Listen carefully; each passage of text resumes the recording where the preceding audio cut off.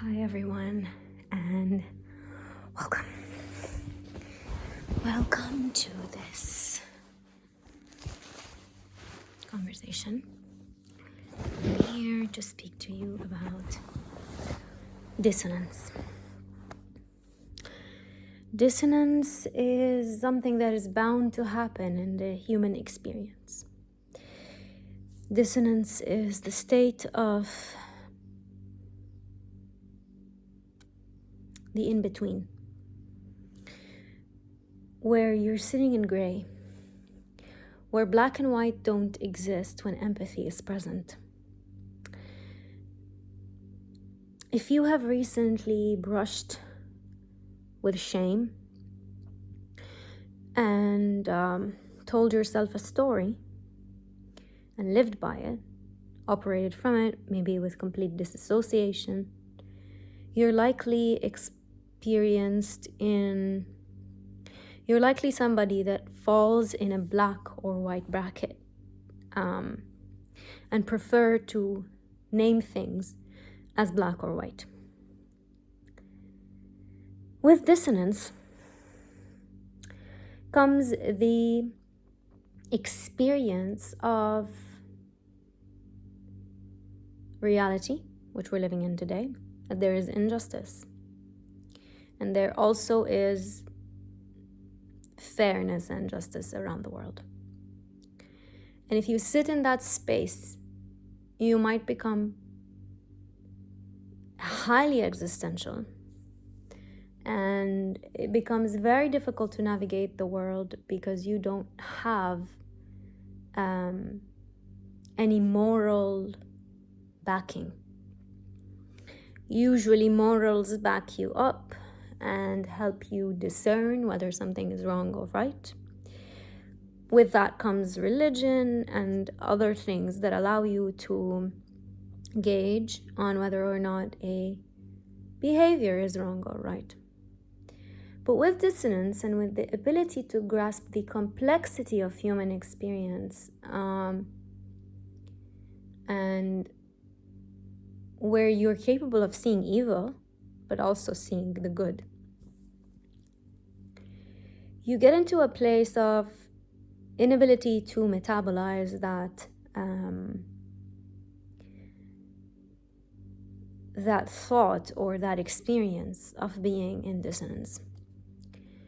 But what I'm getting for me is that how you sit in that space really matters. How you connect with,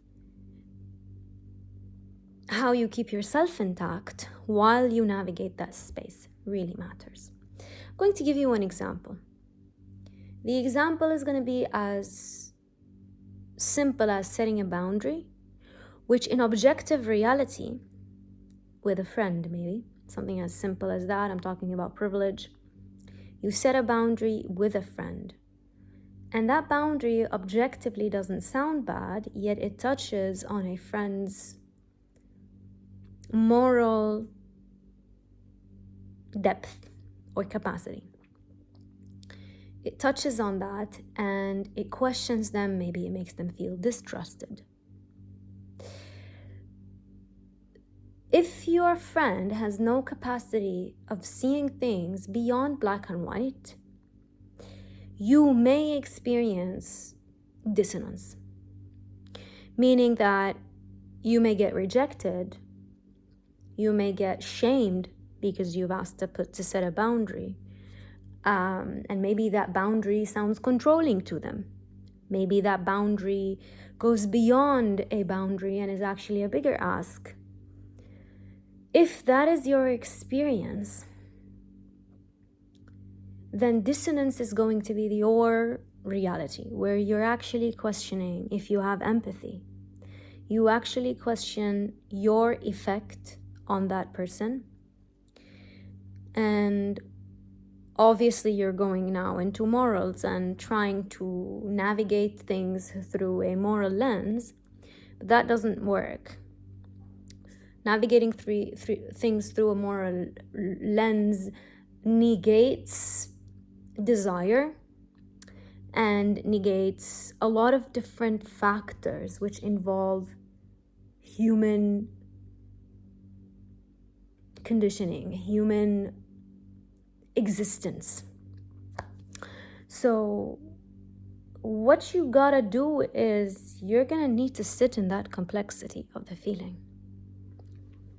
You're gonna need to sit in the empathy. You're going to be, if you actually reflect well enough, you might respond, you might realize that you had been on the receiving end of the friend before, that you might have been in the same position as that friend before. So all these things will show up for you, and the only way for you to metabolize them and to alchemize them is to sit in them and to experience them as anything gets experienced. Now the challenge is you won't feel happy or sad while you're experiencing them. You're likely going to have negative feelings, more negative than positive.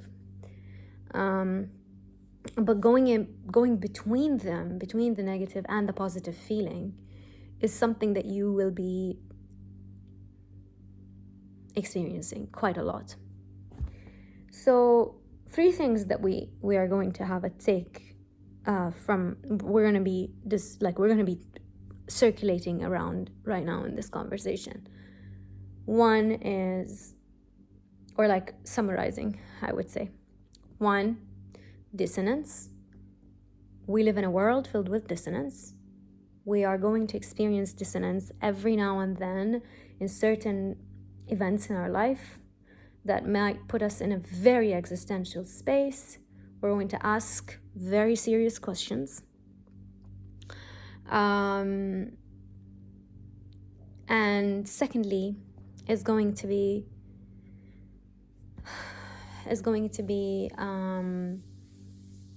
no gray, no black and white reality.